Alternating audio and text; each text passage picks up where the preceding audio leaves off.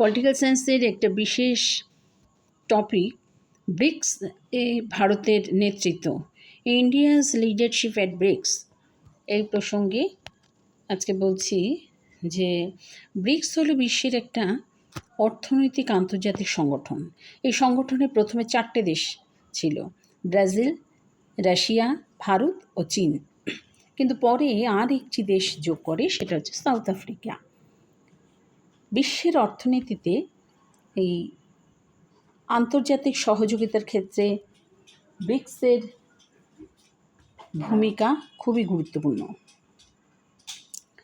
ব্রিক্সে ভারতের নেতৃত্ব সম্পর্কে যা কিছু বলা যায় তা হলো প্রতিনিধি হিসাবে ভারতের ভূমিকা, আন্তর্জাতিক অর্থনীতি, উন্নয়ন ও বহুমেরুকেন্দ্রিক বিশ্ব ব্যবস্থা গঠনে ভারত ব্রিক্সের অন্যতম গুরুত্বপূর্ণ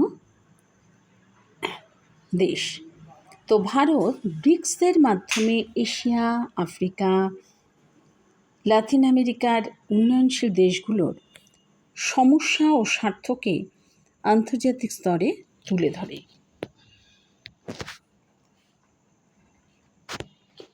এছাড়াও বলি যে অর্থনৈতিক সহযোগিতা, ভারত সদস্য দেশগুলির মধ্যে বাণিজ্য, বিনিয়োগ ও অর্থনৈতিক সম্পর্ক বৃদ্ধিতে ভারত গুরুত্বপূর্ণ উদ্যোগ নিয়েছে। ভারত ব্রিক্স দেশগুলির মধ্যে পারস্পরিক অর্থনৈতিক সম্পর্ক